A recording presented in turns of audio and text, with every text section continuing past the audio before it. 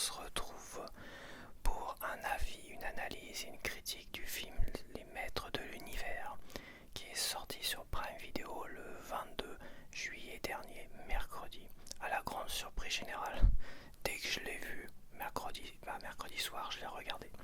Voilà, j'ai vu la bande-annonce, car ma télé est associée à Fire TV, Prime et tout ça. C'est dès que j'allume ma télé, j'ai les annonces de Prime, donc tout de suite je l'ai vu le mercredi, donc hop, et j'ai regardé ça. Là j'ai sorti toutes mes petites figurines, voilà, qui sont liées au film, qu'on voit dans le film, et qui sont sorties aussi dans la gamme Vintage, parce que je collectionne maintenant par pure nostalgie, donc tout ce qui est lié aux figurines qui sont sorties dans les années 80, voire 2-3 prototypes, tu vois, qui ont failli sortir.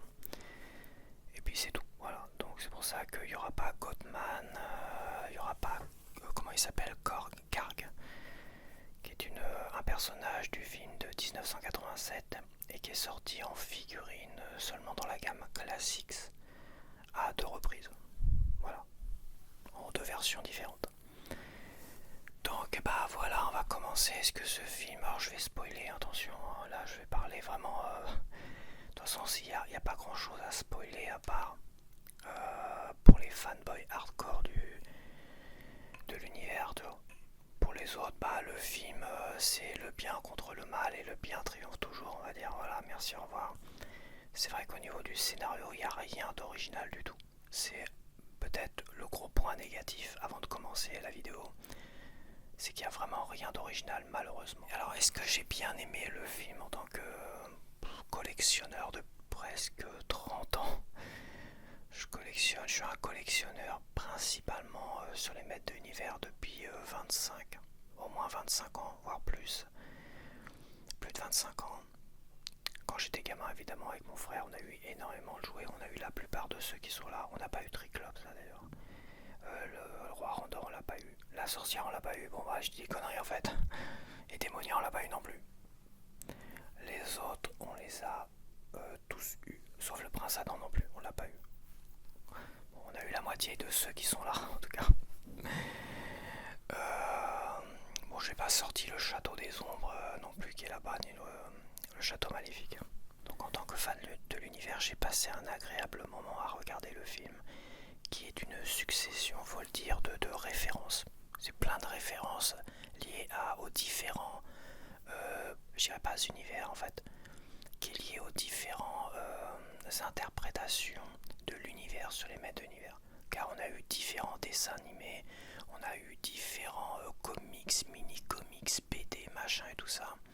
Ce qui fait que, en fait, c'est à la fois riche et varié, c'est à la fois un peu fourre-tout, un peu le bazar, et à la fois il y a quand même des bases qui se sont construites avec le dessin animé Filmation. Il y a des bases qui se sont construites avec le dessin animé 2000. Là on a eu vraiment une richesse énorme dans le dessin animé. Donc celui-là, le dessin animé des années 2000, que moi j'appelle le dessin animé 2000X, un peu comme la gamme de figurines. Le dessin animé 2000X, là on a vraiment une richesse énorme au niveau de l'histoire de l'univers en fait.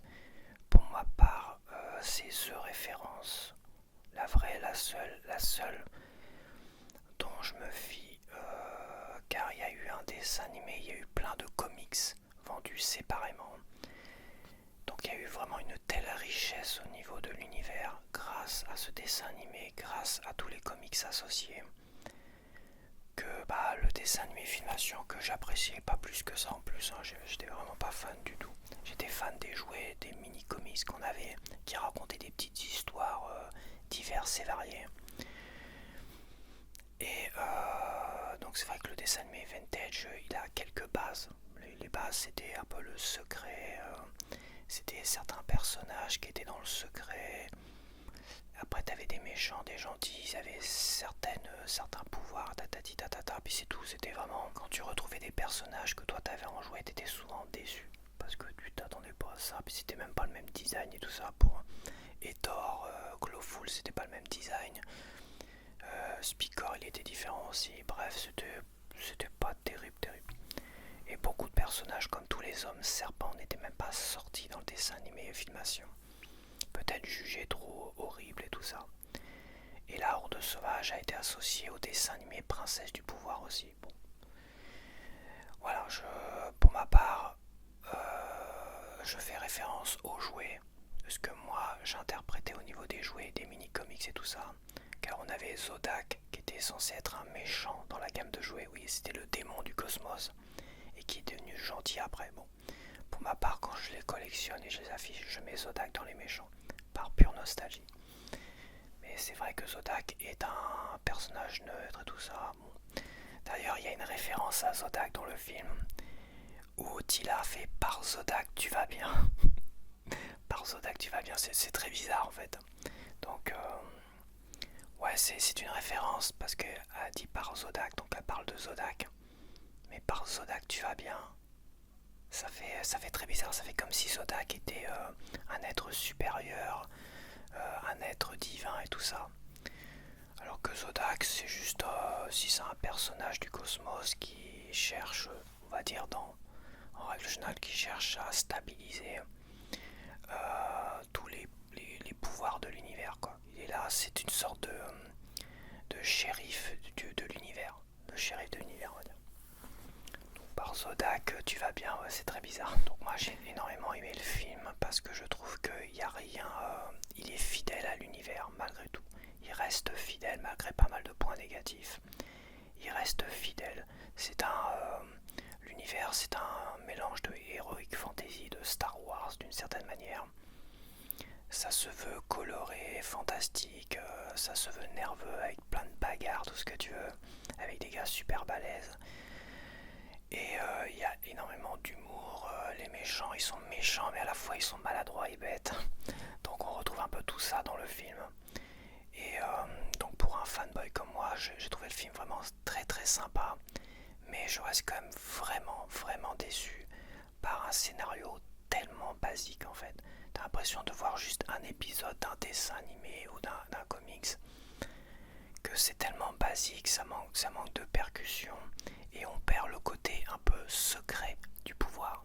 Parce que Musclor, qui a là, tu vois, Musclor, c'est le prince Adam. Tu vois, c'est le prince Adam qui, avec l'épée du pouvoir, se transforme en un être super baraque et tout ça et compagnie. Mais c'est secret en fait.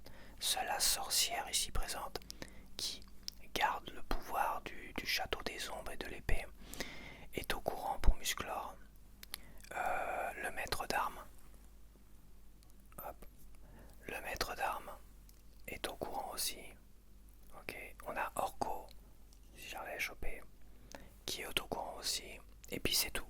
Donc on a que quelques personnages qui sont au courant pour la vraie, qui est au courant pour la vraie identité de Musclor. C'est un peu comme Superman. Tu vois, Superman il met ses lunettes, c'est Clark Kent. Il enlève ses lunettes, il met sa tenue. C'est Superman et personne ne le reconnaît. Bah Musclor, ça fonctionnait comme ça également. Voilà, on avait le prince Adam et tout ça qui était gaulé pareil, qui avait la même teuté. Enfin, ça dépend, le dessin animé 2000, c'était un adolescent et il devenait un gars super baraque. Donc là, évidemment, tu pouvais pas le reconnaître, mais dans le dessin animé vintage, ou même dans les jouets ou les autres interprétations, c'était le même gars, mais il était plus baraque, il était à moitié à poil et tout ça. Bref, il était super fort. Et logiquement, bah, c'est secret en fait. Pour protéger sa famille, tout ça, il garde cette identité secrète. Et bah ça a volé en éclat avec le film. Voilà. Avec le film, boum, ça n'existe plus. Donc c'est un point que je trouve très négatif. Et à la fois, soit ils auraient pu se servir de cela pour avoir un scénario plus ambitieux, plus vraiment plus percutant. Tu vois, c'est cette histoire de secret, non, ça reste assez basique en fait. Le château des ombres, par exemple, le château des ombres, il a été intégré au palais d'Eternia, au palais Eternos. Il était là, il est là, boum, posé au niveau du palais d'Eternos. Je trouve que ça aussi c'est un peu une faute, c'est une facilité scénaristique. Parce que le château des ombres, c'est un château qui est isolé, qui est caché, qui est secret d'une certaine manière. C'est un truc très ancien qui est au fin fond de, on va dire, il est caché quelque part sur Eternia. Il est presque inaccessible d'une certaine manière. En tout cas, il est protégé par un pouvoir et presque personne n'est censé connaître son existence d'une certaine manière. C'est vraiment quelque chose de secret. Voilà, le château de Grayskull qui appartenait au roi Grayskull, qui lui-même, en se sacrifiant contre Hordak, a généré une sorte de pouvoir qu'il a canalisé dans son épée. Et l'épée du pouvoir, bon ça c'est par rapport au dessin animé 2000. Par rapport au film, apparemment c'est un pouvoir mystique ou je sais pas quoi, j'ai pas trop compris le début, faudrait que je revoie ça. Bref, mais c'est dans certaines histoires, oui, dans certaines interprétations de l'univers, oui, c'est cohérent quand même. Donc, je sais plus ce que je voulais dire. Donc ouais, le château des ombres qui est intégré à Eternos, bon, c'est une facilité scénaristique et c'est pareil. Le fait que ça soit pas secret pour Musclor est une facilité scénaristique, mais ça rend le scénario faiblard. Le fait que le château des ombres soit dans le palais d'Eternos, dans le palais d'Eternia, c'est une facilité scénaristique. Bah oui, tu comprends, faut que ça soit rapide, machin, tout ça. Le fait d'envoyer encore quelqu'un sur Terre et tout ça, c'est un peu pénible. Quoique j'ai bien aimé le côté nonchalant du prince Adam sur Terre. Ça me faisait penser au prince Adam du dessin animé Filmation où il était nonchalant, il était un peu oh j'ai envie de rien faire, j'ai envie de me détendre. Et ça m'a fait réellement penser à ça. Et en fait c'est une référence au prince Adam du dessin animé Filmation. Même si, et je dis bien même si, dans le dessin animé Filmation, le prince Adam, il faisait exprès d'être comme ça. Parce qu'il cachait sa véritable identité de Musclor. Donc il faisait semblant d'être... enfin, il faisait semblant, ça l'arrangeait aussi. Mais il allait se cacher pour se transformer et aller sauver ses amis et Eternia à côté. Donc voilà. Après, au niveau des personnages... bon, moi, faut le dire tout de suite, je pense que méga kiff de voir le maître d'armes dès le départ se fighter avec Danton. Ouais, c'était dès le départ, faut le dire, il y a un gros kiff, c'est de faire affronter le maître d'armes et Dantos. Dantos c'est, on va dire, le maître des armes des méchants. Il a plein d'armes sur lui, de gadgets et tout ça. Son bras peut se transformer en différentes armes accessoires. T'as le crochet, t'as le flingue, t'as la pince. Et d'un autre côté, t'as le maître d'armes qui a plein de gadgets et d'armes sur lui. Et c'est vrai que ce combat entre ces deux personnages, je dois bien t'avouer qu'il est assez kiffant. C'est un délire pur, je trouve. On sent quand même que les scénaristes s'y connaissent quand même derrière, même s'il y a eu des facilités scénaristiques qui m'embêtent un peu. Gros point négatif, le maître d'armes, dans toutes les interprétations que j'ai de lui, pas une seule fois, il est comique, il est machin, il fait des répliques, des machins, tout ce que tu veux. Et en plus il le rend alcoolique à un moment donné. Je sais pas, je suis pas fan de l'interprétation. Je pense que c'est au niveau de tous les personnages celui qui est peut-être un de ceux qui est le moins cohérent, crédible avec le personnage du maître d'armes qui est quelqu'un d'un peu plus sérieux, carré, tout ça. C'est le grand stratège aussi. Donc c'est clairement pas... voilà, c'est quelqu'un qui est droit dans ses bottes et tout ça. Et de le faire devenir alcoolique, incompétent, tout ce que tu veux à un moment donné, et le côté rigolo, machin, tout ce que tu veux, je trouve que c'est un peu une faute de goût, malheureusement. Sinon, au niveau des personnages, on a Roboto. Roboto qui est une femme dans le dessin animé. Bon, t'as la référence à la figurine vintage, hein, on voit tout son corps et son cœur. Quoi, il n'y a pas son cœur dans celui-là. Dans cette figurine Origins, elle est dans la version mini comics que je dois avoir quelque part. Ah bah elle est sous blister. Donc le jument, t'as le cœur, t'as le machin, t'as ses entrailles, tu vois en façon transparente, on voit qu'à la fin quand le maître d'armes reconstruit Roboto, qui est une femme. Voilà. Après, est-ce que Roboto est cohérent? Bah, c'est un robot et ouais, il est assez cohérent. Bon, il n'y a que le design qui est totalement différent. Bon, bah, c'est comme ça, on va dire. Au On a Triclops. Triclops qui est une sorte d'espion avec ses yeux, c'est une sorte d'espion il est toujours au loin, quoi. Il agit toujours un peu au loin, tout ça. Il est cohérent, je trouve. Il est assez cohérent. Bélios Raman, il est ratatiné, tout ça, mais en fait, dans toutes les interprétations, soit il est super molosses, baraque et tout ça, soit dans le dessin animé vintage, et je crois même dans certains mini-comics, il est assez ratatiné et tout. Donc il n'est pas forcément immense, mais il a des ressorts au niveau des jambes, et bam bam, et il fonce comme ça dans les ennemis.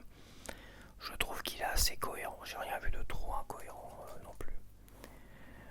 Fisto, Fisto c'est pareil, hein, c'est le frère du maître d'armes de Duncan.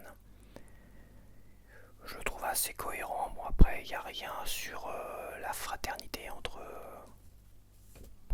Il n'y a aucun lien. De toute façon, tu vois bien que dans le film, t'as aucun lien parce que on a Tila, qui est la fille de la sorcière, qui est potentiellement, je vais y arriver, la fille de lui, de Fisto, et qui serait la fille finalement de lui, du maître d'armes.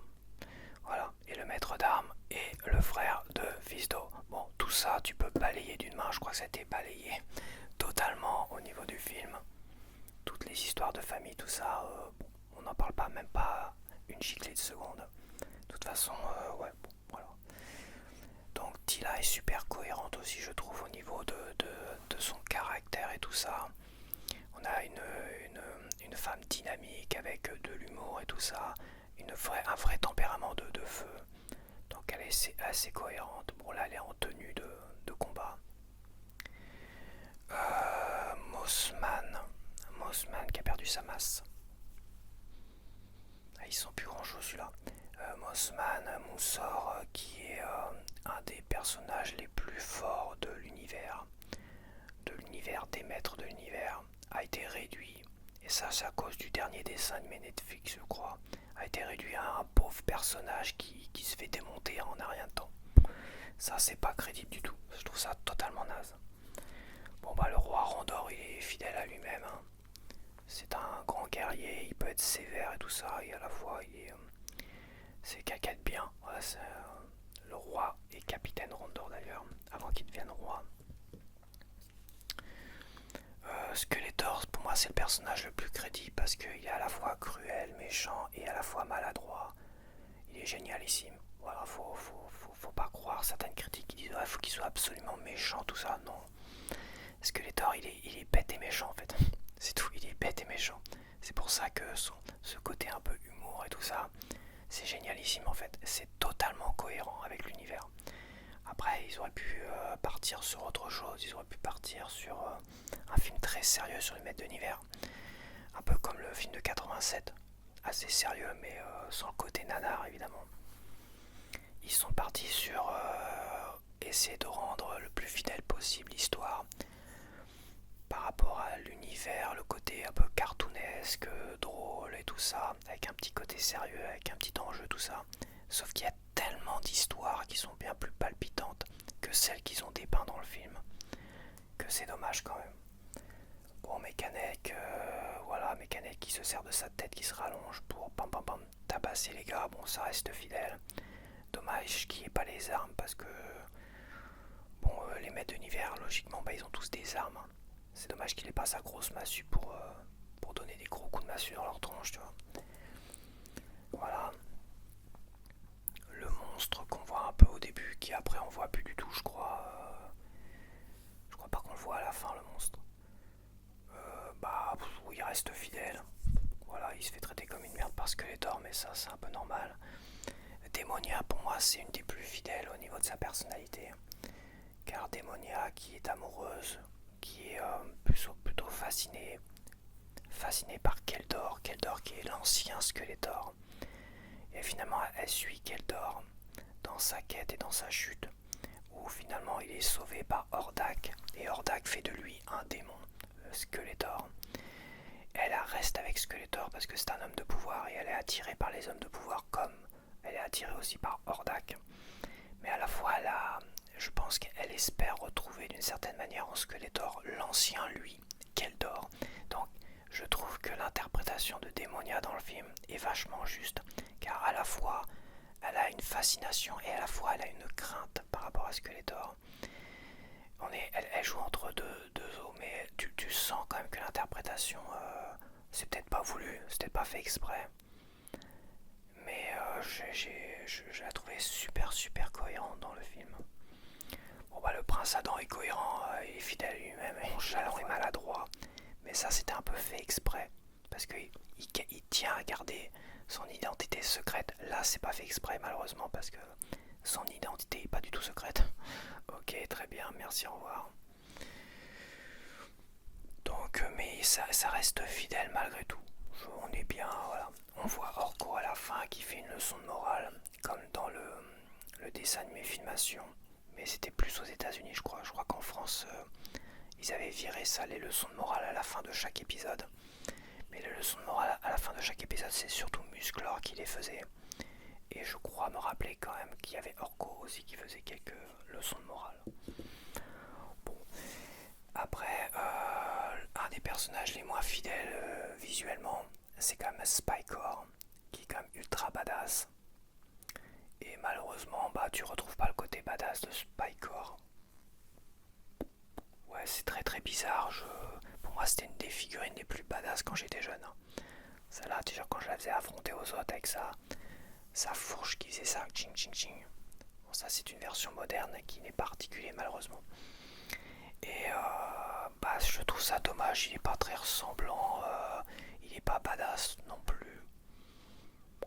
Bon voilà, il y a vraiment que Dantos qui ont rendu vraiment badass. Et Triclops aussi est fidèle, il n'y a pas Océanor. D'ailleurs, il n'y a pas Océanor, il n'y a pas d'autres. Il y a assez peu de personnages quand même, je trouve, dépeints dans cet univers, dans ce film en tout cas. Assez peu de personnages, parce qu'il y a plein de personnages un peu lambda qui ressemblent à rien. Mais c'est des facilités scénaristiques et budgétaires. Ouais, tu mets un personnage qui a juste des dents en métal et qui a la tronche, qui a des tatouages sur la gueule, tu vois. C'est une facilité. Quoiqu'à un moment donné, t'as un personnage qui ressemble à un bouc. Bah, il y a comme une tenue derrière. Ils auraient pu très bien prendre Hathor, Océanor, Whiplash. Ils auraient pu prendre Toobad, Puantor. Ils auraient pu prendre Stinkor. Il y a plein de personnages qu'ils auraient pu prendre encore d'autres. Même chez les gentils, tu vois. Évidemment, ils ont mis une femme qui n'existe pas. Enfin, Diane, machin, je sais plus quoi. Ils auraient pu très bien prendre... c'est vrai que c'est compliqué. Il y a Pinsor qu'ils auraient pu prendre. Manyface. Ouais, ça demande peut-être un plus gros budget effets spéciaux. Ouais, peut-être. C'est comme Orko. Ça aurait dû peut-être... Orko qui a un petit fantôme volant, un petit lutin volant, ça aurait demandé peut-être un budget trop énorme à mettre tout le long du film, tu vois. Bref, le film est cohérent, les personnages, je suis assez mitigé pour certains. J'ai passé un très bon moment dessus. Après, en tant que fanboy, un 15/20, 15/16, ça les vaut. Ça les vaut, voilà. C'est pas clairement pas un chef-d'œuvre. Pour quelqu'un qui ne connaît pas l'univers, clairement pas l'univers, et qui n'a pas été emballé par toutes les références où on voit Dolph Lundgren. Il y a tellement de références comme Vicor, la statue où il y a l'épée, tu vois. Et bah Vicor, ça représente Vicor qui était la première, les premiers croquis de Musclor en fait. Et ça représente un des premiers croquis de Musclor. Mais comme il ressemblait trop à Conan le barbare, en fait ils sont partis sur autre chose. Et bah la statue où il y a l'épée à un moment donné dans le magasin de jouets, et bah c'est Vicor. Bah tu vois, ça faut être un fanboy hardcore pour avoir cette référence, tu vois. Et il y a plein de trucs comme ça. Donc voilà, je pense que comme Dolph Lundgren qui était le premier Musclor dans le film de 87, qui était le Musclor dans le film de 87, qui est déjà beaucoup plus badass et costaud que l'acteur de ce film-là, que le Musclor de ce film-là, Nicolas Calazzine. Tu vois, c'est tellement de références où toi, quand tu connais, tu dis ah ouais, et l'autre par Zodak. C'est vrai que ça m'a ça. Par Zodak, tu vas bien, c'est très bizarre, mais c'est à la fois une référence et à la fois c'est une liberté dans le, une liberté dans l'univers qui est très bizarre. Quoique, ouais. Mais c'est vrai que le dernier dessin animé qui est sorti sur Netflix là, qui est très woke, bizarre, machin, tout ça, c'est vrai que ça foutu un peu le bazar et je trouve qu'il y a eu beaucoup de reprises dedans, dont le fameux Mossman qui est ridicule. Et le côté champion, tout ça, le terme champion qui revient, je crois qu'on doit l'entendre peut-être une fois dans le dessin animé 2000. Mais je sais pas pourquoi c'est insister sur le terme champion, tout ça. Bon, ça fait partie de l'univers, on va dire, depuis au moins ce dessin animé Netflix numérique, dessin animé numérique, tout moche. Comme aussi le Skeletor qui est représenté dans le ciel, toi, en holographique. Bah ça c'est une référence au film de 87 où Skeletor parle à Eternia comme ça, représenté de manière holographique. Même s'il faut le dire, dans le film de 87, on n'est pas bloqué sur une perspective en fait. Ça fait très bizarre. En fait, c'est le problème aussi de cette référence-là, c'est qu'ils sont bloqués sur une image, sur un plan, sur une perspective. Et ça donne pas réellement l'impression que c'est un immense Skeletor holographique qu'on voit de loin. Là où dans le film de 87, si je me rappelle, tu avais plusieurs perspectives de ce fameux Skeletor qui parlait comme ça, de manière holographique à Eternia, tu vois. Ce qui donnait vraiment un effet cohérent en 3D, tout ça. Là, on a un Skeletor géant dans le ciel et on reste bloqué sur une image. Il y a des choses qui sont quand même très très faiblardes et bizarres dans la mise en scène et tout ça. Tout ça parce qu'ils voulaient mettre une référence. Tu vois ce que je veux dire? C'est-à-dire, toi, t'as la référence, tout de suite, boum, tu sais, tu vois le truc. Quelqu'un qui voit le truc comme ça, ici, peut-être qu'il a pas trop compris le délire et tout ça, sur le moment. Tu vois ce que je veux dire? Bref, ça reste un très bon film pour des gars comme moi. 15-16 sur 20 sans être un chef-d'œuvre, avec beaucoup de déceptions sur le scénario. Ils auraient pu faire 10 fois mieux quand même que ça, mais bon, c'est comme ça, c'est des facilités scénaristiques. Et pour quelqu'un qui ne connaît pas du tout l'histoire, l'univers et tout ça, mais vraiment pas du tout, je pense que c'est une sorte de dessin animé sympathique avec beaucoup d'humour, s'il accroche à l'humour. Mais à la fois, est-ce que ça va l'amener dans l'univers? Je suis pas vraiment sûr. Surtout quand tu vois les gammes de jouets associés là, que Mattel nous a sorti là, c'est que de la merde, je veux dire, c'est que de la putain de merde. De toute façon, avec les Masterverse, les cartoons machin, les cartoons bidules, les mix Tortue Ninja machin, maître d'univers, toutes les merdes qu'ils nous font là depuis quelques années. Là, c'est des rétro origin vintage, donc on est vraiment dans la nostalgie, même s'ils font de la merde, même là-dedans, avec le rocher de la peur par exemple. Et bah, comment ramener de nouvelles générations quand à côté ils font que de la merde au niveau des figurines? Mais ça, c'est le problème d'avoir débarrassé les vieux de la vieille, qui étaient des vrais fans, et ils ont mis des jeunes dynamiques de 20 ans qui tout au mieux pouvaient connaître un petit peu le dessin animé des années 2000 aux États-Unis en tout cas. Bref, ils font, voilà, c'est presque que de la merde. Je dirais bien presque que de la merde. Et c'est dommage, c'est vraiment du gâchis, comme c'est pas permis. Après ça peut prendre aussi. Mais bon, film sympathique, mais c'est pas avec un film comme ça que tu vas attirer de nouvelles générations à venir s'intéresser à l'univers. Il aurait fallu peut-être faire un film sérieux comme Transformers. Transformers qui était une gamme de jouets et aussi un dessin animé. Bruckheimer là, Jerry Bruckheimer en a fait un film très sérieux mais avec aussi beaucoup d'humour à côté. Tu vois, t'as des personnages humains qui ont beaucoup d'humour, mais à la fois ils en ont fait un film tellement sérieux, tellement badass, qui date depuis, je sais pas, peut-être 2009, 2010, je sais plus. Ça remonte, mais et après derrière ça a eu énormément de succès, t'as eu des suites et tout ça. Est-ce qu'il aurait pas fallu partir sur un maître d'univers super sérieux? Moi, si je devais réaliser un film et un scénario sur les maîtres d'univers, je partirais vraiment sur quelque chose de très très très sérieux, de vraiment badass, même si là des combats sont assez badass et tout ça. Surtout le maître d'armes et d'Anthos, je pense que c'est... Il y a aussi quand Musclor affronte un peu tous les personnages, enfin tous les gars là devant Skeletor et son père, tu vois. C'est assez badass aussi, c'est pas mal. C'est pas mal, mais Spikor aurait mérité d'être beaucoup plus badass, tu vois. Beaucoup plus badass. Triclops, il est pas du genre à s'affronter directement à Musclor. Donc ça, il y a une petite incohérence quand même. Lui, il serait plutôt de loin, toi, à essayer de sniper Musclor, tu vois. Bon, voilà, je pense que à la fois j'ai passé un très très bon moment. À la fois, ça reste un film qui est très faiblard dans sa mise en scène. Je trouve sur pas mal de points. Ça manque de sérieux, il y a trop d'humour en fait aussi. Donc c'est fidèle, c'est cohérent, mais à un moment donné, il faut penser aussi à attirer de nouvelles générations dans l'univers. Et je pense pas que c'est avec ce film-là que tu vas attirer de nouvelles générations. À voir s'il sort un deuxième film, qui sera peut-être basé sur She-Ra et Hordak, parce que on a une scène post-générique où on voit She-Ra de dos, qui dit ah c'est fini avec le capitaine Adora, parce que oui, c'est vrai qu'il y a plusieurs séquences sur la fin où on fait référence à She-Ra, qui est le deuxième enfant du roi Randor et de la reine Marlena, qui s'est fait enlever bébé par Hordak. Et c'est pour ça qu'elle dit j'espère qu'on va parle, je sais plus le dialogue exact, mais elle espère aussi que son deuxième enfant va lui revenir d'une certaine manière.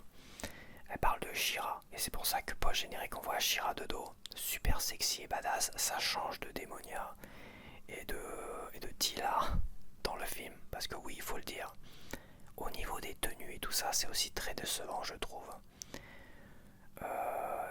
Très décevant en règle générale, un peu faiblard quand même. Et surtout le pire, c'est le côté woke où il faut cacher le côté sexy des personnages de Tila et de Démonia. Et même de la sorcière, tu vois, la sorcière qui a les gambettes à l'air, tu vois. Donc on perd le côté sexy de tous ces personnages féminins, c'est wokisme à fond les ballons, c'est comme ça. C'est un gros point négatif, ça mériterait même pas que je lui mette un 16 sur 20, 15-16 sur 20. Rien que pour ça, il faut attirer avec un univers. Pour attirer avec un univers, il faut prendre tout le meilleur de l'univers. On a le côté sexy, on a le côté des mecs super baraques, badass, qui ont des pouvoirs de fou furieux. C'est pas assez exploité. C'est pas assez exploité. On a un Musclor qui est un peu maigrichon quand même, faut le dire. Même par rapport à Dolph Lundgren, vieux, qu'on voit dans la salle de musculation, tu sais. C'est un truc incroyable. Donc oui, pour attirer avec les maîtres d'univers, il faut garder le côté un peu dur des maîtres d'univers, le côté fantasy des maîtres d'univers, mais surtout tout miser sur ces personnages incroyables et vraiment les rendre les plus badass possibles. Faire un Spikor ultra badass, moi j'en avais rêvé d'un film comme ça avec un Spikor de fou furieux, ultra méchant badass avec sa massue là, sa masse avec des pointes et son trident là. Putain, mais il faut mettre tous ces atouts. Là c'est rigolo, c'est machin, facilité scénaristique. Et puis on cache le côté sexy des femmes. Ah oui, du normal, maintenant c'est comme ça, il faut faire avec. Bon écoute, tu fais un film qui finalement va rester dans les abîmes de la médiocrité au niveau général, cinéma général. Et ça va que satisfaire que des fanboys comme moi, c'est tout. Bon écoute, tant pis, c'est dommage. Moi j'ai envie aussi que ça puisse perdurer. J'ai envie aussi que ça puisse revenir. Ça puisse avoir un tel engouement autour de ce film-là que revienne la gamme classique. J'aimerais bien ça, que la gamme figurine classique puisse revenir. Mais non, on nous sort que de la merde en plus à côté au niveau des jouets. C'est une catastrophe. Bref, c'est à la fois très positif pour ma part et à la fois très négatif pour attirer des nouvelles personnes, des nouvelles générations dans l'univers. Voilà, donc je suis assez partagé, assez en colère d'un côté et assez content parce que j'ai passé un bon moment. Quoi dire de plus? Voilà, je vais pas trop spoiler non plus. Je crois pas, de toute façon, j'ai vraiment parlé des personnages et tout ça. Et de la cohérence un peu de l'univers. Mais bon, l'univers est tellement riche, tout ce que tu veux. Entre les mini-comics vendus avec les figurines, les comics vendus à côté, les BD, les machins, les différents dessins animés.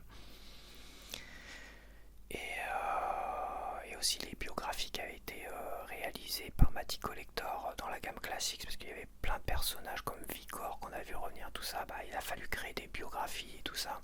Donc il y a aussi par rapport aux bio des figurines classiques et tous les prototypes qui sont revenus et machin, il a fallu créer une biographie et une cohérence aussi dans tout l'univers.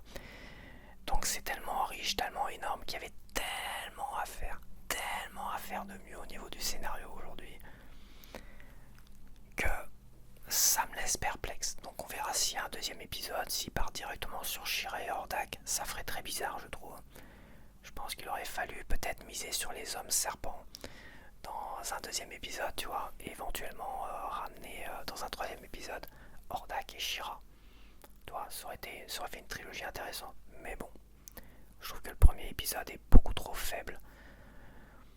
Vraiment beaucoup trop faible pour